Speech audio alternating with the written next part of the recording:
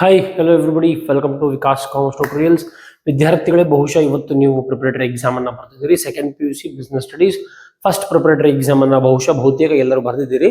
So ನಿನ್ನೆ ನಾವು ಏನ್ ಮಾಡಿದೀವಿಪ್ಪ ಅಂದ್ರೆ ಒಂದು ಬಿಸ್ನೆಸ್ ಸ್ಟಡಿ ಪಾಸಿಂಗ್ ಪ್ಯಾಕೇಜ್ ಅನ್ನ ಅಪ್ಲೋಡ್ ಮಾಡಿದ್ವಿ. ಸೊ ಆ ಪಾಸಿಂಗ್ ಪ್ಯಾಕೇಜ್ ವರ್ಕೌಟ್ ಆಯ್ತಾ? ನಾವು ಹೇಳಿರೋ ಪ್ರಶ್ನೆಗಳು ನಿಮ್ಮ ಎಕ್ಸಾಮ್ ನಲ್ಲಿ ಪಾಸ್ ಆಗ್ಲಿಕ್ಕೆ ನಿಮಗೆ ಸಹಾಯ ಮಾಡ್ತಾ ಅಥವಾ ಇಲ್ವಾ ಅನ್ನೋದನ್ನ ಇವತ್ತಿನ ಕ್ಲಾಸ್ನಲ್ಲಿ ನೋಡುವ. ಸೆಕೆಂಡ್ ಪ್ರಿಪರೇಟರಿ ಎಕ್ಸಾಮ್ ನೀವೇನು ಬರ್ದಿದ್ದೀರಿ ಅದರ ಕೀ ಆನ್ಸರ್ಸ್ನ ನಿಮ್ಮ ಮುಂದೆ ತಗೊಂಡ್ಬರ್ತಾ ಇದ್ದೀನಿ. ಮತ್ತೆ ನಾನು ಕೊಟ್ಟಿರುವಂಥ ಕ್ವಶನ್ಸ್ಗಳು ಇದ್ದನೋ ಇಲ್ಲೋ ಅನ್ನೋದನ್ನ ಇವತ್ತಿನ ಸೆಷನ್ ಅಲ್ಲಿ ಚೆಕ್ ಮಾಡುವ.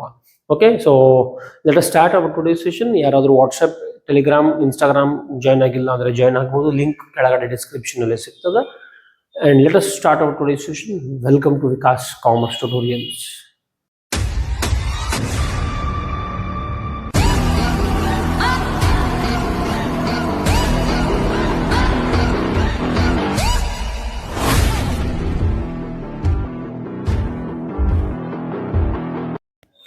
ಓಕೆ ವಿದ್ಯಾರ್ಥಿಗಳೇ, ಈಗ ನಿಮ್ಮ ಸ್ಕ್ರೀನ್ ಮೇಲೆ ಕಾಣ್ತಾ ಇದೆ, ಇಲ್ಲಿ ಅಬ್ಸರ್ವ್ ಮಾಡ್ತಾ ಇರಬಹುದು ನೀವು. ಇದು 25-26ನೇ ಸಾಲಿನ ದ್ವಿತೀಯ PUC ಪೂರ್ವ ಸಿದ್ಧತಾ ಪರೀಕ್ಷೆ 1 ಅಂದ್ರೆ ಪ್ರಿಪರೇಟರಿ ಪರೀಕ್ಷೆ.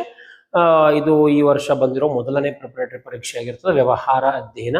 ಸೊ ನಿನ್ನೆ ನಾವು ಒಂದು ಬಿಸ್ನೆಸ್ ಸ್ಟಡಿ ಪಾಸಿಂಗ್ ಪ್ಯಾಕೇಜ್ ಅನ್ನ ಮಾಡಿದ್ವಿ. ಅದರೊಳಗಡೆ ನಾವು ಹೇಳಿದ್ವಿ 1 ಮಾರ್ಕ್ಸ್ ಕ್ವಶನ್ಸ್ ಎಲ್ಲಿಂದ ಓದಬೇಕು, 4 ಮತ್ತು 8 ಮಾರ್ಕ್ಸ್, ಆಮೇಲೆ ಯಾವ ಚಾಪ್ಟರ್ಸ್ ಅನ್ನು ಕಾನ್ಸಂಟ್ರೇಟ್ ಮಾಡಬೇಕು. ಅದೇ ರೀತಿ ಇದ್ರ ಹಿಂದೆ 15 ದಿನ ಹಿಂದ್ಗಡೆ ಕೂಡ 4 ಮಾರ್ಕ್ಸ್ 8 ಮಾರ್ಕ್ಸ್ ಇಂಪಾರ್ಟೆಂಟ್ ಕ್ವಶನ್ಸ್ ಕೂಡ ಕೊಟ್ಟಿದ್ವಿ. ಅವೆಲ್ಲವೂ ಕೂಡ ಬಂದ್ವೋ ಇಲ್ವೋ ಅನ್ನೋದನ್ನ ಕ್ರಾಸ್ ಚೆಕ್ ಮಾಡ್ತಾ ಇದ್ದೀನಿ. ಯಾಕಂದ್ರೆ ನಿಮಗೆ ನಾವು ಕೊಟ್ಟಿರುವಂತ ಕ್ವಶನ್ಸ್ ಮೇಲೆ ವಿಶ್ವಾಸ, ನಂಬಿಕೆ ಬರಬೇಕು. ಪದೇ ಪದೇ ಕಮೆಂಟ್ ಸೆಕ್ಷನ್ ಅಲ್ಲಿ ಕೇಳ್ತೀರಿ, ಮೆಸೇಜ್ ಅಲ್ಲಿ ಕೇಳ್ತೀರಿ, ಸರ್ ನೀವು ಕೊಟ್ಟಿರೋ ಕ್ವಶನ್ಸ್ ಬರ್ತಾವ ಅಂತೇಳಿ. ಸೊ ಇಲ್ಲಿ ಪ್ರೂಫ್ ನಿಮಗೆ ಸಿಗ್ತದೆ. ಈಗ ಇಲ್ಲಿ ಮಲ್ಟಿಪಲ್ ಚಾಯ್ಸ್ ಕ್ವಶನ್ಸ್ ನೋಡ್ಬೋದು. ನಾನು multiple choice questions, fill in the blanks, match the following last 3 years ಮಾಡೋ ಕ್ವಶನ್ ಪೇಪರ್ ಆನ್ಸರ್ಗಳನ್ನು ಮಾಡಿ ಇವತ್ತು ಬೆಳಗ್ಗೆ ತಾನೇ ಅಪ್ಲೋಡ್ ಮಾಡಿದ್ದೆ. ಬಹಳಷ್ಟು ಜನ ಅದನ್ನು ನೋಡಿರಕ್ಕಿಲ್ಲ, ಅದನ್ನ ಹೋಗಿ ಪ್ಲೇ ಲಿಸ್ಟ್ ನಲ್ಲಿ ನೋಡಬಹುದು. ಅದೇನ್ ಡಿಸ್ಕಸ್ ಮಾಡಿದೀವಿ ಅವೇ ಸೇಮ್ ಕ್ವಶನ್ಸ್ ನಿಮ್ಮ ಇವತ್ತಿನ ಎಕ್ಸಾಮ್ ನಲ್ಲಿ ಕೂಡ ಇದ್ದು. ಓಕೆ, ಸೊ ಈಗ ನಾವೇನ್ ಮಾಡೋಣಪ್ಪ ಅಂದ್ರೆ ಫಸ್ಟ್ ಕ್ವಶನ್ ನೋಡ್ಕೊಂತ ಹೋಗ್ತೀನಿ. ಈ ಕೆಳಗಿನವುಗಳಲ್ಲಿ ಯಾವುದು ನಿರ್ವಹಣೆಯ ಸಂಘಟನಾತ್ಮಕ ಉದ್ದೇಶ? ನಿರ್ವಹಣೆಯಲ್ಲಿ 3 ಸಂಘಟನಾತ್ಮಕ ಉದ್ದೇಶ: ಅಸ್ತಿತ್ವ, ಲಾಭ ಮತ್ತು ಬೆಳವಣಿಗೆ. ಸೊ ಅಲ್ಲಿ ಆನ್ಸರ್ ಯಾವ್ದಾಗ್ತದೆ? ಲಾಭ ಅಂತ ಆಗ್ತದೆ. Okay, just a minute. Okay, ಇಲ್ಲಿ ನೋಡ್ರಿ ಕ್ವಶನ್ ನಂಬರ್ 1. ಈ ಕೆಳಗಿನಲ್ಲಿ ಯಾವುದು ನಿರ್ವಹಣೆಯ ಸಂಘಟನಾತ್ಮಕ ಉದ್ದೇಶವಾಗಿದೆ? ಲಾಭ, ಅಸ್ತಿತ್ವ, ಬೆಳವಣಿಗೆ, ಈ 3. ಈಗ ಕೆಲವೊಬ್ರು ಪ್ರಶ್ನೆ, ಸರ್ ಮತ್ತೆ ಬೆಳವಣಿಗೆ ಅಂತ ಇದ್ರಿ, ಇಲ್ಲೂ ಕೂಡ ಬೆಳವಣಿಗೆ ಇದೆ ಅಲ್ರಿ ಸರ ಅಂತ ಹೇಳ್ಬೋದು. ಅಲ್ಲಿ ಬೆಳವಣಿಗೆ ಇರೋದು ವೈಯಕ್ತಿಕ ಬೆಳವಣಿಗೆ, ಅದು ವೈಯಕ್ತಿಕ ಅಲ್ಲ, ಸಂಘಟನಾತ್ಮಕ ಬೆಳವಣಿಗೆ ಅಂತ ಕರಿತೀವಿ. ಹಾಗಾಗಿ ಇದು ಆಗಂಗಿಲ್ಲ. ಓಕೆ, ಉದ್ಯೋಗ ಅವಕಾಶಗಳು, ಇದು ಸಾಮಾಜಿಕ ಉದ್ದೇಶ. ಸ್ಪರ್ಧಾತ್ಮಕ ಸಂಬಳ, ಇದು ಕೂಡ ಸಾಮಾಜಿಕ ಉದ್ದೇಶದಲ್ಲಿ ಬರ್ತದೆ. ಹಾಗಾಗಿ ಇಲ್ಲಿ ಆನ್ಸರ್ ಯಾವ್ದಪ್ಪ ಅಂದ್ರೆ ಲಾಭ. ನೆಕ್ಸ್ಟ್ ಇನ್ ಕ್ವಶನ್ ನಂಬರ್ 2ಗೆ ಹೋಗ್ತೀನಿ. ಹೆನ್ರಿ ಫ್ಯೂಯಲ್ ರವರು ಡ್ಯಾಶ್ ಆಗಿದ್ದರು. ಇದು ಕೂಡ ನಾವು ಮಲ್ಟಿಪಲ್ ಚಾಯ್ಸ್ ಡಿಸ್ಕಸ್ ಮಾಡ್ಬೇಕಾದ್ರೆ ಇವತ್ತು ಬೆಳಗ್ಗೆ ವಿಡಿಯೋ ಸೆಷನ್ ನೋಡಿದೀನಿ ಇದನ್ನ. ಅವರು ಯಾವ್ದ್ರಪ್ಪ ಅಂದ್ರೆ ಅವರು ಮೈನಿಂಗ್ ಇಂಜಿನಿಯರ್ ಅಂತ ಕರಿತೀವಿ. FWT ಅವರು ಮೆಕ್ಯಾನಿಕಲ್ ಇಂಜಿನಿಯರ್, ಹೆನ್ರಿ ಫ್ಯೂಯಲ್ ರವರು ಮೈನಿಂಗ್ ಇಂಜಿನಿಯರ್. ಅದಾದ ನಂತರ ಏನು ಮಾಡಬೇಕು ಮತ್ತು ಹೇಗೆ ಮಾಡಬೇಕು? 100% ಆನ್ಸರ್ ಯೋಜಿಸುವಿಕೆ. ಇದನ್ನು ಕೂಡ ನಾವು ಬಹಳಷ್ಟು ಡಿಸ್ಕಸ್ ಮಾಡಿದ್ದೀನಿ. ಇದು ಫಿಲ್ ಇನ್ ದ ಬ್ಲಾಂಕ್ಸ್ ಕೂಡ ಇತ್ತು, ಮಲ್ಟಿಪಲ್ ಚಾಯ್ಸ್ ಕ್ವಶನ್ ಇತ್ತು. ಹಳೆ ಮಾಡೆಲ್ ಕ್ವಶನ್ ಪೇಪರ್ ಅಲ್ಲಿ ಬಂದಿರೋ ಕ್ವಶನ್ಗಳೇ ಇವೆಲ್ಲವೂ ಕೂಡ. ಆಮೇಲೆ ಕ್ವಶನ್ ನಂಬರ್ 4, ಎಸ್ ಡೆಫಿನೆಟ್ಲಿ ಇದು ಕೂಡ ನಿಮ್ಮ ಮಾಡೆಲ್ ಕ್ವಶನ್ ಪೇಪರ್ ಅಲ್ಲಿ ಇತ್ತು. ಯಾವ ಹಂತವು ಯಾವ ಕಾರ್ಯವನ್ನ ಮಾಡಬೇಕು? ಅದ್ಯಾವುದಪ್ಪ ಅಂದ್ರೆ ಕರ್ತವ್ಯಗಳ ನಿಯೋಜನೆ. ನಾವು ಕರ್ತವ್ಯಗಳನ್ನು ಹಂಚಬೇಕಾದ್ರೆ ಯಾರು ಯಾವ ಕರ್ತವ್ಯ, ಯಾರು ಯಾವ ಕೆಲಸವನ್ನ ಮಾಡಬೇಕು ಅಂತೇಳಿ ನಾವು ಹೇಳ್ತೀವಿ. So next question number 5, yes definitely ಇದು ಕೂಡ ಇತ್ರಿ. ಆಭರಣ ಅನ್ನೋದು ಯಾವುದಕ್ಕೆ ಉದಾಹರಣೆ? ಅದು ಅನುಕೂಲ ಉತ್ಪನ್ನನೋ, ಖರೀದಿ ಪ್ರಧಾನನೋ, ದೀರ್ಘ ಬಾಳಿಕೆನೋ ಅಥವಾ ವಿಶಿಷ್ಟ? ಅದು ವಿಶಿಷ್ಟ ಅಲ್ಲ, ನಿಮಗೆ ಸಿಗ್ತದೆ. ಅನುಕೂಲನೂ ಅಲ್ಲ, ಬಿಕಾಸ್ ಬಹಳ ಈಸಿಯಾಗಿ ಸಿಗಬೇಕು ಮತ್ತು ಕಡಿಮೆ ಬೆಲೆಗೆ ಸಿಗಬೇಕು. ದೀರ್ಘ ಬಾಳಿಕೆ ಬಾರದ ಉತ್ಪನ್ನ, ಅಂದ್ರೆ ಬಹಳ ಬೇಗನೆ ಹಳೆ ಆಗುವಂಥದಕ್ಕೆ ನಾವು ದೀರ್ಘ ಬಾಳಿಕೆ ಬಾರದ ಉತ್ಪನ್ನ ಅಂತ ಕರಿತೀವಿ, ಅದು ಕೂಡ ಅಲ್ಲ. ಹಾಗಾಗಿ ಆನ್ಸರ್ ಇಸ್ ಖರೀದಿ ಪ್ರಧಾನ ಉತ್ಪನ್ನ. ಅದು ದೀರ್ಘ ಬಾಳಿಕೆ ಬರುವ ಉತ್ಪನ್ನ. ವಿಶಿಷ್ಟ ಅಂತರೂ ಅಲ್ಲ, ಅನುಕೂಲ ಅಂತರೂ ಅಲ್ಲ. ಹಾಗಾಗಿ ಖರೀದಿ ಪ್ರಧಾನ. ಮತ್ತು ಖರೀದಿ ಪ್ರಧಾನ ಉತ್ಪನ್ನ ಅಂದ್ರೆ ಏನು? ಯಾವುದಕ್ಕೆ ಹೆಚ್ಚಿನ ಸಮಯ ಬೇಕು ಮತ್ತು ಹೋಲಿಕೆ ಮಾಡಿ ಹೋಗ್ತೀವಿ, ಅದಕ್ಕೆ ನಾವು ಖರೀದಿ ಪ್ರಧಾನ ಅಂತ ಕರಿತೀವಿ. ಇದನ್ನ ನಾನು ಮಾಡೆಲ್ ಕ್ವಶನ್ ಪೇಪರ್ 100% ಮಾಡೋ ಕ್ವಶನ್ ಪೇಪರ್ ಈ ಕ್ವಶನ್ ಅದ ರೀ. ನೆಕ್ಸ್ಟ್ ಈ ಹಾಗೆ ಫಿಲ್ ಇನ್ ದ ಬ್ಲಾಂಕ್ಸ್ ಪ್ರತಿಯೊಂದು ಕ್ವಶನ್ ಕೂಡ ನಾವು ಡಿಸ್ಕಸ್ ಮಾಡಿದ್ದಿತ್ತು. ಗ್ಯಾಂಗ್ ಪ್ಲಾಂಕ್ ತುರ್ತು ಸಂದರ್ಭದಲ್ಲಿ ಬಳಸ್ತೀವಿ. ಡ್ಯಾಶ್ ಎಂಬುದು ಒಂದು ಬಾರಿ ಅಂದಾಗ ಅದು ಏಕ ಬಳಕೆ ಯೋಜನೆ ಆಗ್ತದೆ. ನೌಕರರಿಗೆ ಸಂಬಳಕ್ಕಿಂತಲೂ ಹೆಚ್ಚೇನು ಕೊಡ್ತೀರಿ, ಅದಕ್ಕೆ ಬೋನಸ್ ಅಂತ ಕರಿತೀವಿ. ವ್ಯವಹಾರವನ್ನು ನಡೆಸಲಿಕ್ಕೆ ಬೇಕಾಗಿರುವ ಹಣವನ್ನ ವ್ಯವಹಾರ ಹಣಕಾಸು ಎಂದು ಕರಿತೀವಿ. ನಮೂದಿತ ಬೆಲೆಗಿಂತ ಕಡಿಮೆ ಕೊಡುವುದು ಸೋಡಿ ಆಗಿರ್ತದೆ, ಡಿಸ್ಕೌಂಟ್ ಅಂತ ಕರಿತೀವಿ. ಈ 4-5 ಪ್ರಶ್ನೆಗಳನ್ನು ನಾವು ಬೆಳಗ್ಗೆ ವಿಡಿಯೋ ಸೆಷನ್ ಅಲ್ಲಿ ಕೂಡ ಡಿಸ್ಕಸ್ ಮಾಡಿದೀವಿ. 100% ಎಲ್ಲಾ ಕ್ವಶನ್ಸ್ ಅವರಿ. ಸೊ 10 ಕ್ವಶನ್ ಇಲ್ಲೇ ಬಂದು. ಓಕೆ, ನಾನು ನಿಮ್ಗೆ ಹೇಳಿದ್ನಿ 1 ಮಾರ್ಕ್ ಕ್ವಶನ್ಸ್ ನೀವು ಪ್ರಾಕ್ಟೀಸ್ ಮಾಡ್ಬೇಕಾದ್ರೆ ಏನ್ ಮಾಡ್ಬೇಕು, don't go for question bank. Just 3 ಮಾಡೋ ಕ್ವಶನ್ ಪೇಪರ್ಸ್, 3 ಹಳೆ ಕ್ವಶನ್ ಪೇಪರ್ಸ್, 6ರಿಂದ 7 ಕ್ವಶನ್ ಪೇಪರ್ಸ್ ಕಲೆಕ್ಟ್ ಮಾಡಿ ಅಲ್ಲಿ 1 ಮಾರ್ಕ್ಸ್ ನಾನು ನೋಡ್ಕೊಂತ ಹೋದ್ರೆ ಅವೇ ಕ್ವಶನ್ಗಳು ರಿಪೀಟ್ ಆಗ್ತಾವೆ. ಸೊ ಇಲ್ಲಿ 10 ಕ್ವಶನ್ಸ್ ಅವೇ ಇದ್ದು. ಇನ್ ಮ್ಯಾಚ್ ದಿ ಫಾಲೋಯಿಂಗ್ ಬಂದ್ರೆ 5 ಮ್ಯಾಚ್ ದಿ ಫಾಲೋಯಿಂಗ್ ಹಳೆ ಮಾಡೋ ಕ್ವಶನ್ ಬರೋದಾಗದ. ಕುಟುಂಬ ಸಂಯೋಜನೆ ಬರೋದು ಸಾಮಾಜಿಕ ಪರಿಸರದಲ್ಲಿ ಇಲ್ಲದ. ಪ್ರತಿನಿಯೋಜನೆಯ ಮೂಲಾಂಶ ಉತ್ತರದಾಯಿತ್ವ, ಅಧಿಕಾರ, ಜವಾಬ್ದಾರಿ ಮತ್ತು ಉತ್ತರದಾಯಿತ್ವ 3 ಮೂಲಾಂಶಗಳು ಬರ್ತಾವೆ. ಕಾರ್ಯೇತರ ತರಬೇತಿಯ ವಿಧಾನ ಚಲನಚಿತ್ರ, ಕೆಲಸ ಮಾಡ್ತಾ ಇಲ್ಲ ತರಬೇತಿಯನ್ನು ಪಡ್ತಾ ಇದ್ರಿ ಚಲನಚಿತ್ರ. ನಿಯಂತ್ರಿಸುವಿಕೆ ಮಿತಿ, ಇದು ವೆಚ್ಚದಾಯಕ ಕಾರ್ಯ. ಆಮೇಲೆ ಸ್ಥಳ ಅನ್ನೋದು ಮಾರಾಟ ಪ್ರಕ್ರಿಯೆ ಮಿಶ್ರಣ. ಈ ಸಂವಹನ ಅನ್ನೋದು ಯಾವುದಕ್ಕೂ ಇಲ್ಲಿ ಮ್ಯಾಚ್ ಆಗ್ತಾ ಇಲ್ಲ. ಇದನ್ನು ಕೂಡ ಮಾಡೆಲ್ ಕ್ವಶನ್ ಪೇಪರ್ದಾಗ ಸೇಮ್ ಡಿಟ್ಟೋ ಕ್ವಶನ್ಸ್ಗಳಿವೆ. 15 ಕ್ವಶನ್ಸ್ ಇಲ್ಲೇ ಅದು ನೋಡ್ರಿ. ನಾವು ಬೆಳಗ್ಗೆ ಡಿಸ್ಕಸ್ ಮಾಡಿರುವಂಥ ವಿಡಿಯೋಗಳಲ್ಲಿ 15 ಆನ್ಸರ್ಸ್ ಆಗಿಲ್ಲ, 15 ಮಾರ್ಕ್ಸ್. ಉನ್ನತ ಹಂತದ ನಿರ್ವಹಣೆ, ಇದೂ ಕೂಡ ನಾನು ಹೇಳಿದ್ದೀನಿ. ಅಧ್ಯಕ್ಷರು, ಮುಖ್ಯ ಕಾರ್ಯನಿರ್ವಹಣಾ ಅಧಿಕಾರಿಗಳು, ಚೇರ್ಮನ್ರು ಎಲ್ಲ ಬರ್ತಾರೆ. ಸಿಬ್ಬಂದಿ ನಿರ್ವಹಣಾ ಪ್ರಕ್ರಿಯೆ ಮೊದಲ ಹಂತ ಮಾನವ ಅಗತ್ಯತೆಗಳನ್ನು ಅಂದಾಜು ಮಾಡುವುದು ಅಂತ ಕರಿತೀವಿ. ಎಸ್ಟಿಮೇಟಿಂಗ್ ಮ್ಯಾನ್ ಪವರ್ ರಿಕ್ವೈರ್ಮೆಂಟ್ಸ್, ಇದನ್ನೂ ಕೂಡ ನಾವು ಮಾಡೋ ಕ್ವಶನ್ ಪೇಪರ್ ನೋಡಿದೀವಿ. ನಿರ್ದೇಶನ ಒಂದು ಮೂಲಾಂಶ, ಇದನ್ನೂ ಕೂಡ ನೋಡಿದೀವಿ. ಮೇಲ್ವಿಚಾರಣೆ, ಪ್ರೇರೇಪಣೆ, ಸಂವಹನ, ನಾಯಕತ್ವ. ಆಮೇಲೆ question number 15 Sunrise limited, same ditto question ಅದ, ಏನೂ ಚೇಂಜ್ ಮಾಡ್ತಾ ಇಲ್ಲ. ಎಕ್ಸಾಂಪಲ್, ಕಂಪನಿ ಹೆಸರು ಕೂಡ ಸೇಮ್ ಅದ. ಸನ್ರೈಸ್ ಲಿಮಿಟೆಡ್ ಹಳೆಯ ಯಂತ್ರವನ್ನ ಹೆಚ್ಚಿನ ಉತ್ಪಾದನಾ ಸಾಮರ್ಥ್ಯ ಹೊಂದಿರುವ ಆಧುನಿಕ ಯಂತ್ರವನ್ನ ಬದಲಾಯಿಸ್ತಾ ಇದೆ, ಅಂದ್ರೆ ಹೊಸ ಯಂತ್ರವನ್ನ ತರ್ತಾ ಇದೆ. ಅವಾಗ ಅದು ಯಾವ ತೀರ್ಮಾನದ ಹೊಂದಿದೆ, ಹೂಡಿಕೆಯ ತೀರ್ಮಾನ ಅಂತ 3 ತೀರ್ಮಾನಗಳನ್ನು ನಿರ್ಣಯಗಳನ್ನು ತೆಗೆದುಕೊಳ್ಬೇಕು. ಹಣಕಾಸು ಹೂಡಿಕೆ ನಿರ್ಣಯ, ಲಾಭಾಂಶ ನಿರ್ಣಯ, ಹಣಕಾಸು ಒದಗಿಸುವ ನಿರ್ಣಯ. ಹಾಗೇನು ಹೂಡಿಕೆಯಲ್ಲಿ 2 ಬರ್ತಾವೆ, ಅಲ್ಪಾವಧಿ ಹೂಡಿಕೆ ಅಥವಾ ದೀರ್ಘಾವಧಿ ಹೂಡಿಕೆ. ಇದು ಯಂತ್ರಗಳ ಬಗ್ಗೆದ. ಯಂತ್ರ ಅಂದಾಗ ಅದು ದೀರ್ಘ ಅವಧಿ ಹೂಡಿಕೆ ನಿರ್ಣಯ ಆಗ್ತದ. ದೀರ್ಘಾವಧಿ ಹೂಡಿಕೆ ನಿರ್ಣಯ ಬರಲಿಲ್ಲ ಅಂದ್ರೂ ಬಂಡವಾಳ ಮುಂಗಡ ಪತ್ರ ನಿರ್ಣಯ ಅಂತ ಬರೋದು, ದಟ್ ಈಸ್ ಓಕೆ. ನೆಕ್ಸ್ಟ್ ಮತ್ತೊಂದು ಕ್ವಶನ್, 16ನೇ ಕ್ವಶನ್, ಬಹಳ ರೇರ್, ಇದು ಎಲ್ಲಿಯೂ ಕಾಣಿಸಲಾಗಿತ್ತು ಮಾಡೋ ಕ್ವಶನ್ ಪೇಪರ್ದಾಗ. But very simple common sense question ರೀ. Non government organisations, NGOs, non government organisations ಅಂತ ಕರಿತೀವಿ. ಇದನ್ನ ಬರೀಬಹುದು. ಇನ್ನು ಇವೆಲ್ಲ 20ರಾಗ NGO ಅಂತ ಬಿಟ್ರು 19 ಕ್ವಶನ್ ಆಲ್ರೆಡಿ ಮಾಡೆಲ್ ಕ್ವಶನ್ ಪೇಪರ್ದಾಗ ಇದ್ದಿರುವಂತ ಕ್ವಶನ್ಗಳನ್ನ ಇದ್ದು ರೀ. ಇನ್ನು ನಾನು ಡೈರೆಕ್ಟ್ಲಿ ನೆಕ್ಸ್ಟ್ ಪೇಜ್ಗೆ ಹೋಗ್ತೀನಿ. ಸೊ ಡೈರೆಕ್ಟ್ಲಿ ಸೆಕೆಂಡ್ ಪೇಜ್ಗೆ ಬರ್ತಾ ಇದ್ದೀನಿ ನಾನು. ಸೆಕೆಂಡ್ ಪೇಜ್ನಲ್ಲಿ ನೋಡ್ಬೋದು 2 marks category, 1 mark category, all 20 question. 20 ಒಳಗಡೆ 19 questions are from morning video session ಹಾಕಿದ್ದೆ. 19 ಕ್ವಶನ್ ಇಲ್ಲಿ ಕವರ್ ಆಗಿದೆ. ಸೊ 19 ಮಾರ್ಕ್ಸ್ ನಿಮಗೆ ಇಲ್ಲೇ ಬಂತ್ರಿ.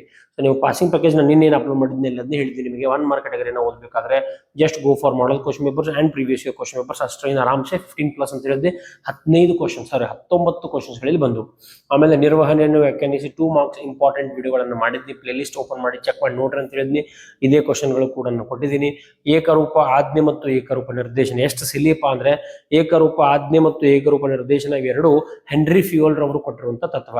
ಈ 2 ತತ್ವಕ್ಕೆ ವ್ಯತ್ಯಾಸವನ್ನ ಬರೀರಿ ಅಂತ ಹೇಳ್ತಾ ಇದಾರೆ. ಇದನ್ನು ಕೂಡ ಹೇಳಿದ್ನಿ. ಆಮೇಲೆ ಇಲ್ಲಿ ಬಂದು ನೋಡಿದ್ರೆ ನೀವು ಅವೆರಡೂ ತತ್ವ ಯಾರು ಕೊಟ್ಟಿದಾರಪ್ಪ ಅಂದ್ರೆ ಹೆನ್ರಿ ಫ್ಯೂಯಲ್. ಹಾಗೆ ಇಲ್ಲಿ ನೋಡಬಹುದು ಹೆನ್ರಿ ಫ್ಯೂಯಲ್ ರವರ 4 ತತ್ವಗಳನ್ನ ವಿವರಿಸಿ ಅಂತ ಕೊಟ್ಟಾರ. ಸೊ 4 ತತ್ವಗಳಲ್ಲಿ ಅಲ್ಲೇ ಮೇಲೆ 2 ಅದಾವ, ಏಕರೂಪ ಆಜ್ಞೆ ಮತ್ತು ಏಕರೂಪ ನಿರ್ದೇಶನ. ಅವು ಕೂಡ ಹೆನ್ರಿ ಫ್ಯೂಯಲ್ ರವರು ಕೊಟ್ಟಿರೋದು. ಅದೇ 2ಅನ್ನ ಮತ್ತೆ ವಾಪಸ್ ಇಲ್ಲಿ ಬರೋದು, ಇನ್ನು 2 ಎಕ್ಸ್ಟ್ರಾ ಬರ್ಕೊಂಡ್ರೆ ನಿಮಗೆ ಈಸಿಯಾಗಿ ಬಿಡ್ತದ. ಓಕೆ, ಆಮೇಲೆ ಸಂಘಟನೆಯ ರಚನೆ, ನೇಮಕಾತಿ, ಆಂತರಿಕ ಮೂಲ, ನಾಯಕತ್ವದ 2 ಶೈಲಿ. Very very important. ಬಹಳಷ್ಟು ಸಹ ನಿಮ್ಮ ಎಕ್ಸಾಮ್ಗೆ ಬಂದಿರುವಂತಹ ಪ್ರಶ್ನೆ ಇದು ಕೂಡ. ನಾಯಕತ್ವದ 2 ಶೈಲಿಗಳು, ಪ್ರಜಾಪ್ರಭುತ್ವ ನಾಯಕತ್ವ, ಮುಕ್ತ ನೀತಿವಾದಿ ನಾಯಕತ್ವ ಅಂತ ಕರಿತೀವಿ ಈ ರೀತಿ. ಓಕೆ, ಸರ್ವಾಧಿಕಾರಿ ನಾಯಕತ್ವ ಅಂತ ಕರಿತೀವಿ. ಆಮೇಲೆ ನಿಯಂತ್ರಿಸುವಿಕೆಯ ಯಾವ್ದಾದ್ರು 4 ಪ್ರಾಮುಖ್ಯತೆಗಳನ್ನು 2 ಮಾರ್ಕ್ಸ್ಗೆ ಕೇಳಿದರೆ ಬರೀ ಪಾಯಿಂಟ್ಸ್ ಅಷ್ಟ ಬರೀಬೇಕು. ಚರಾಸ್ತಿ ಅಂದ್ರೆ ಕರೆಂಟ್ ಅಸೆಟ್ಸ್, ನಗದು ಮತ್ತು ಡೆಟರ್ಸ್ ಮತ್ತು ಬಿಲ್ಸ್ ರಿಸಿವೇಬಲ್, ಬರತಕ್ಕ ಹುಂಡಿಗಳು ಅಂತ ಕರಿಬಹುದು. ಆಮೇಲೆ ಅದಾದ ನಂತರ ನಾನು ಕೊಟ್ಟಿರೋ ಕ್ವಶನ್ಸ್ ಗಳನ್ನ ಕಾನ್ಸಂಟ್ರೇಟ್ ಮಾಡ್ತಾ ಇದ್ದೀನಿ. ನಾನು ಯಾವ್ಯಾವ ಹೇಳಿದ್ನಿ ಅಂತ ಹೆನ್ರಿ ಫ್ಯೂಯಲ್ ಬಗ್ಗೆ ಹೇಳಿದ್ನಿ, 100% ಕ್ವಶನ್ ಅದ. ವ್ಯವಹಾರ ಪರಿಸರ 4 ಲಕ್ಷ ನಿನ್ನೆನೆ ಹೇಳಿದ್ನಿ ಪಾಸಿಂಗ್ ಪ್ಯಾಕೇಜ್ ಒಳಗಡೆ, ಅದು ಕ್ವಶನ್ ಅದ ನೋಡ್ರಿ ಇಲ್ಲಿ. ಅದಾದ ನಂತರ ಒಂದು ಹಾಟ್ಸ್ ಕ್ವಶನ್ ಬರ್ತದೆ, ವಾಕ್ಯಗಳು ಅಂತ ಹೇಳಿದ್ನಿ. ಸೊ ವೆರಿ ಸಿಂಪಲ್ ಆಗಿ ಬಂದದ. ಅದಾದ ನಂತರ ಯೋಜಿಸುವಿಕೆಯ ಮಿತಿಗಳು ಇಂಪಾರ್ಟೆಂಟ್ ಅಂತ ಕನ್ಸಿಡರ್ ಮಾಡಿದ್ವಿ, ಸೊ ಅದು ಕೂಡ ಇಲ್ಲದ. ಆಮೇಲೆ ನಿಯಂತ್ರಿಸುವಿಕೆಯ ಮಿತಿಗಳು ನಿನ್ನೆ ಹೇಳಿದ್ ನೋಡ್ರಿ ಪಾಸಿಂಗ್ ಪ್ಯಾಕೇಜ್ ಇದು ಬರ್ತದ ಅಂತ, ಹಾಗಾಗಿ ಅದೇ ಕ್ವಶನ್ ನಿಮಗೆ ಇಲ್ಲಿ ಕಾಣ್ತಾ ಇದೆ. ಮಾರಾಟ ಪ್ರಕ್ರಿಯಾ ಕಾರ್ಯಗಳು 8 ಮಾರ್ಕ್ಸ್ ಓದ್ರಿ ಅಂತ ಹೇಳಿದೆ, ಬಟ್ ಇದು 4 ಮಾರ್ಕ್ಸ್ಗೆ ಬಂದದ, ಸೊ ವೆರಿ ಈಸಿ. ಆಮೇಲೆ ಗ್ರಾಹಕರ ಹೊಣೆಗಾರಿಕೆಗಳು ಮತ್ತು ಗ್ರಾಹಕರ ಹಕ್ಕುಗಳು 2ರಲ್ಲಿ 1 ಬರ್ತದೆ ಅಂತ ಹೇಳಿದ್ವಿ, ಹೊಣೆಗಾರಿಕೆಗಳಿಗೆ ಬಂದದ. ಸೊ ಹಾಗಾಗಿ ಇಲ್ಲಿ 4 ಕ್ವಶನ್ಸ್ 4 ಮಾರ್ಕ್ಸ್ ನಾವು ಕೊಟ್ಟಿರೋದು ಬಂದದ. ಸೊ 4 × 4 16 ಮಾರ್ಕ್ಸ್ ಇಲ್ಲಿ ಬಂತು. 19 ಮಾರ್ಕ್ಸ್ 1 ಸೆಕ್ಷನ್ ಅಲ್ಲಿ ಬಂತು. 16 × 19 ಎಷ್ಟಾಗ್ತದೆ 25, 35 ಮಾರ್ಕ್ಸ್. ಜಸ್ಟ್ ನಿನ್ನೆ ಒಂದು ಪಾಸಿಂಗ್ ಪ್ಯಾಕೇಜ್ ವಿಡಿಯೋ ಮಾಡಿದಕ್ಕೆ 35 ಮಾರ್ಕ್ಸ್. ಅಷ್ಟಲ್ಲ 8 ಮಾರ್ಕ್ಸ್ ಒಳಗಡೆ ನಿಮಗೆ ಕಾರ್ಯೇತರ ಮತ್ತು ಕಾರ್ಯನಿರತ ತರಬೇತಿಯ ವಿಧಾನಗಳನ್ನ ಓದ್ರಿ, ಸಿಬ್ಬಂದಿ ನಿರ್ವಹಣಾ ಪ್ರಕ್ರಿಯಾ ಹಂತ ಮತ್ತು ಕಾರ್ಯನಿರತ ಕಾರ್ಯೇತರ 2ರ 1 ಬರ್ತದೆ ಅಂತ ಹೇಳಿದ್ನಿ. ಕಾರ್ಯನಿರತ ಮತ್ತು ಕಾರ್ಯೇತರ ಬಂದದ, ಹಾಗಾಗಿ ಇದೊಂದು 8 ಮಾರ್ಕ್ಸ್ ನೀವು ಕೌಂಟ್ ಮಾಡಿದ್ರು 43 marks are from business study passing package. ನಿನ್ನೆ ಏನು ಪಾಸಿಂಗ್ ಪ್ಯಾಕೇಜ್ ವಿಡಿಯೋ ಮಾಡಿದ್ವಿ 43 ಮಾರ್ಕ್ಸ್ ಅದ್ರೊಳಗಡೆ ಇನ್ವಾಲ್ವ್ ಆಗಿದೆ. ಓಕೆ, ಸೊ ಇದು ನಾವು ನಿನ್ನೆ ಕೊಟ್ಟಿರುವಂತ ಪಾಸಿಂಗ್ ಪ್ಯಾಕೇಜ್.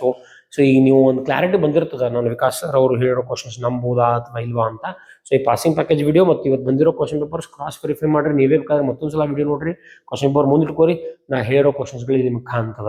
ಅದೇ ರೀತಿ ಇಂಪಾರ್ಟೆಂಟ್ ಅಥವಾ 80/80 ಸೀರೀಸ್ ಮಾಡೋರ್ಗೂ ಕೂಡ ಕೆಲವೊಂದಿಷ್ಟು ಕ್ವಶನ್ಗಳಲ್ಲಿ ಇಂಪಾರ್ಟೆಂಟ್ ಇದ್ದು, ಆಮೇಲೆ ಕೆಲವೊಂದಿಷ್ಟು ಜನರಿಗೆ ಇಲ್ಲಿ ಆನ್ಸರ್ಸ್ ಬೇಕಾಗಿರ್ತದೆ. ಸೊ ಹಾಗಾಗಿ ಆನ್ಸರ್ಸ್ ಕೂಡ ಹೇಳ್ಬಿಡ್ತೀನಿ, ಕೆಲವೊಂದು ಹಾಟ್ಸ್ ಕ್ವಶನ್. ಸೊ 29ನೇ ಕ್ವಶನ್ ಆನ್ಸರ್ಗಳನ್ನು ನೋಡುವ. ಸಮಾಜವು ಸಾಮಾನ್ಯವಾಗಿ ಜೀವನದ ಮಟ್ಟ ಬಗ್ಗೆ, ಜೀವನ ಮಟ್ಟ ಬರೋದು ಸಾಮಾಜಿಕ ಪರಿಸರದಲ್ಲಿ, ಇದು ಸಾಮಾಜಿಕ ಪರಿಸರದ ಒಂದು ಭಾಗ, ಹಾಗಾಗಿ ಆನ್ಸರ್ ಸಾಮಾಜಿಕ ಪರಿಸರ. ಸ್ಪರ್ಧಾತ್ಮಕ ದರದಲ್ಲಿ ನೀರು ಶುದ್ಧೀಕರಣ ಯಂತ್ರಗಳನ್ನು ತಯಾರಿಸಲು ನವೀನ ತಂತ್ರ ತಾಂತ್ರಿಕತೆಯ ಪರಿಸರ, ಇದು ಆನ್ಸರ್ ಆಗ್ತದೆ. ಆಮೇಲೆ ಜನರು ಆದಾಯ ಹೆಚ್ಚುತ್ತಿದೆ, ಜನರ ಆದಾಯ ಬರೋದು ಆರ್ಥಿಕ ಪರಿಸರದಲ್ಲಿ. ಓಕೆ, ಈಗ ಮಕ್ಕಳು ಅಂತೇಳಿ ನಾವು ಸಾಮಾಜಿಕ ಪರಿಸರ ಅನ್ಕೊಳ್ಬಹುದು, ಇಲ್ಲ, ಆದಾಯ ಹೆಚ್ಚುತ್ತಿದ್ದಂತೆ ಮನೆಯಲ್ಲಿ ಮಕ್ಕಳ ಶುದ್ಧೀಕರಿಸಿದ ನೀರನ್ನು ಕುಡಿಯುತ್ತಿದ್ದಾರೆ. ಓಕೆ, ಸೊ ಹಾಗಾಗಿ ಆದಾಯ ಹೆಚ್ಚು, ಅದು ಮೇನ್ ಕಾರಣ ಆದಾಯ, ಹಾಗಾಗಿ ಅದು ಆರ್ಥಿಕ ಪರಿಸರದಲ್ಲಿ ಬರ್ತದೆ. ಲಾಸ್ಟ್ ಪಾಯಿಂಟ್, ಶಾಲೆಯಲ್ಲಿ ನೀರು ಶುದ್ಧೀಕರಣ ಯಂತ್ರವನ್ನು ಜನಪ್ರತಿನಿಧಿಗಳು ಕನ್ಫ್ಯೂಸ್ ಮಾಡ್ತವೆ. ಬಿಕಾಸ್ ಶುದ್ಧೀಕರಣ ಯಂತ್ರ ಅಂದಾಗ ತಾಂತ್ರಿಕ ಪರಿಸರಕ್ಕೆ ನೀವು ಹೋಗ್ತೀರಿ, ಇಲ್ಲ, ಅದನ್ನ ಅಳವಡಿಸ್ಕೊಳ್ಬೇಕಂತ ಹೇಳಿದ್ರು ಜನಪ್ರತಿನಿಧಿ ಅಂತ ಬಂದಾಗ ಅದು ಏನಾಗ್ತದಪ್ಪ ಅಂದ್ರೆ ರಾಜಕೀಯ ಪರಿಸರ ಆಗ್ತದ. ಓಕೆ, ಸೊ ಈ ರೀತಿ 4 ಆನ್ಸರ್ಗಳು. ಆಮೇಲೆ ಮತ್ತೊಂದು ಹಾಟ್ಸ್ ಕ್ವಶನ್ದಲ್ಲಿ 33 ದೈನಂದಿನ ಕಾರ್ಯಾಚರಣೆಗೆ ಅಗತ್ಯ. ದೈನಂದಿನ ಅಂದ್ರೆ ಅದು ಕಾರ್ಯಶೀಲ ಬಂಡವಾಳ ಅಂತ ಕರಿತೀವಿ, ಅದ್ರ ಮೇಲೆ ಪ್ರಭಾವ ಬೀರೋ ಅಂಶಗಳನ್ನು ನೀವು ಬರಿಬೇಕಾಗ್ತದೆ. ಆಮೇಲೆ 35ನೇ ಕ್ವಶನ್ ಅದ, ಇಲ್ಲಿ ಮಾರಾಟ ಪ್ರವರ್ತನಾ ಚಟುವಟಿಕೆಗಳನ್ನ ಬರಿಬೇಕು. ಈ ರೀತಿ ಒಂದು ಕ್ವಶನ್ ಕೂಡ ನಿಮ್ಮ ಎಕ್ಸಾಮ್ಗೆ ಬರ್ತದೆ. ಮಾರಾಟ ಪ್ರವರ್ತನಾ ಚಟುವಟಿಕೆಗಳು ಯಾವ್ಯಾವ ಆಗ್ಬೋದು ಅಂತೇಳಿ 10,000 ರೂಪಾಯಿ ರಿಯಾಯಿತಿ ಕೊಡ್ತಾ ಇದ್ರೆ, ಸೊ ರಿಯಾಯಿತಿದಾಗನ ಬರ್ತದ. ಅರ್ಧ ಕೆಜಿ ಅಕ್ಕಿ ಯಾವಾಗ ಕೊಡ್ತಾರ, 1 ಚೀಲ ಗೋಧಿಯನ್ನು ನೀವು ಖರೀದಿಸಿದಾಗ ಅರ್ಧ ಕೆಜಿ ಅಕ್ಕಿ, ಇದು ಪ್ರಮಾಣ ಉಡುಗೊರೆ ಅಂತ ಉತ್ಪನ್ನ ಸಂಯೋಜನಾ ಅಂತ ಕರಿತೀವಿ, ಪ್ರಾಡಕ್ಟ್ ಕಾಂಬಿನೇಷನ್, ಉತ್ಪನ್ನಗಳನ್ನ ಸಂಯೋಜನೆ ಮಾಡಿ ಮಾರ್ತಾ ಇದ್ದಾರೆ. ಆಮೇಲೆ ಕ್ಷೌರದ ಕ್ರೀಮ್ 40% ಅಧಿಕ, 40% ಅಧಿಕ ಅನ್ನೋದು ಪ್ರಮಾಣ ಉಡುಗೊರೆ ಆಗ್ತದೆ.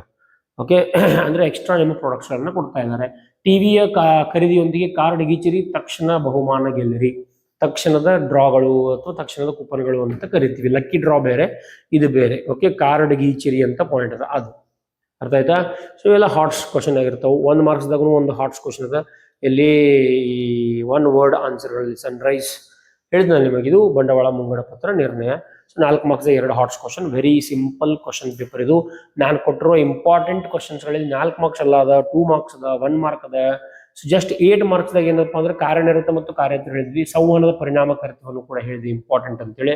ಆಮೇಲೆ 2 ಕ್ವಶನ್ ಅದಾವು, ಜಾಹೀರಾತು ವೈಯಕ್ತಿಕ ಮಾರಾಟ ನಡುವಿನ ಅಷ್ಟು ವ್ಯತ್ಯಾಸ, ಇವೆಲ್ಲ ನಾನು ಅಷ್ಟು ಇಂಪಾರ್ಟೆಂಟ್ ಅಂತ ಕನ್ಸಿಡರ್ ಮಾಡಿರಲಿಲ್ಲ, ಬಟ್ ಆದ್ರೂ ಬಂದದ. ಬಟ್ 2 39 ಮತ್ತು 40 ಇಂಪಾರ್ಟೆಂಟ್ ಅಂತ ಕನ್ಸಿಡರ್ ಮಾಡಿದೀವಿ. ಸಮನ್ವಯತೆ ಜಾಗದಾಗ ನಿರ್ವಹಣೆ ಇಲ್ಲ ಅಂದ್ರೆ ಸಮನ್ವಯತೆ. ಸೊ 2ರಲ್ಲಿ 1 ಕ್ವಶನ್ ಬರಬಹುದೇನೋ ಅಂತ ಗೆಸ್ ಮಾಡಿದ್ವಿ, ಅದು ಕೂಡ ಬಂದದ. ಓಕೆ, ಸೊ ಇಲ್ಲಿಗೆ ವಿಶೇಷನ ಎಂಡ್ ಮಾಡ್ತೀನಿ. ಡೋಂಟ್ ವರಿ, ಆನ್ಯುವಲ್ ಎಕ್ಸಾಮ್ ಇನ್ನೂ ದೂರದ. ಆನ್ಯುವಲ್ ಸೆಕೆಂಡ್ ಪ್ರಿಪರೇಟರಿ ಬರೋದ, ಬರೋರು ಬರೀತಿರಿಲ್ಲ ಅಂದ್ರೆ ಇಲ್ಲ, ಬಟ್ ಆನ್ಯುವಲ್ ಎಕ್ಸಾಮ್ ತನಕ ಇನ್ನೂ ಏನೇನು ಮಾಡಬೇಕು, ಸ್ಟ್ರಾಟಜಿ ಯಾವ ರೀತಿ ಇರಬೇಕು, 80/80 ಸೀರೀಸ್ ಅನ್ನ ಕೊಡ್ಕೊಂಡು ಬರ್ತೀನಿ. ಎವ್ರಿ ಡೇ ಒಂದು ವಿಡಿಯೋ ಹಾಕ್ತೀನಿ. ಅಕೌಂಟೆನ್ಸಿ, ಬಿಸ್ನೆಸ್ ಸ್ಟಡಿ ಮತ್ತು statistics and economics also. Economics ಕೂಡ ನಾನು ಇಂಥ ಯಾವುದೇ ವಿಡಿಯೋ ಮಾಡಿಲ್ಲ, ಈ ವರ್ಷದಲ್ಲಿ 100% ಮಾಡ್ತೀನಿ, ಡೋಂಟ್ ವರಿ. ಆಮೇಲೆ ಈಗ ನಾಡಿದ್ದು ಸಂಕ್ರಾಂತಿ ಸೂಟ್ ಅದ. ನಾಳೆ ಬಹುಶಃ ಹಿಸ್ಟ್ರಿ ಪೇಪರ್ ಅನ್ನೋದು ಕೆಲವೊಬ್ಬರಿಗೆ ಕಾಮರ್ಸ್ ಮಾಡಿದವ್ರಿಗೆ, ಕೆಲವೊಬ್ಬರಿಗೆ ಆರ್ಟ್ಸ್ ಮಾಡಿದವ್ರಿಗೆ ಅದಾದ ನಂತರ ಅಕೌಂಟೆನ್ಸಿ ಪೇಪರ್ ಅದ. ಸೊ ಅಕೌಂಟೆನ್ಸಿ ಪೇಪರ್ಗೆ ನಾನು ಇವತ್ತು ಮತ್ತು ನಾಳೆ ಮತ್ತು ನಾಡದ್ದು ಒಂದು 3-4 ವಿಡಿಯೋಗಳನ್ನು ಮಾಡಿ ಹಾಕ್ತೀನಿ. 2 ಮಾರ್ಕ್ಸ್ ಮತ್ತು 1 ಮಾರ್ಕ್ ಇಂಪಾರ್ಟೆಂಟ್ ಕ್ವಶನ್ಸ್ಗಳಲ್ಲಿ ಡಿಸ್ಕಸ್ ಮಾಡುವ. So that's all in today's session. Thank you everybody. Thank you for watching Vikas commerce tutorials.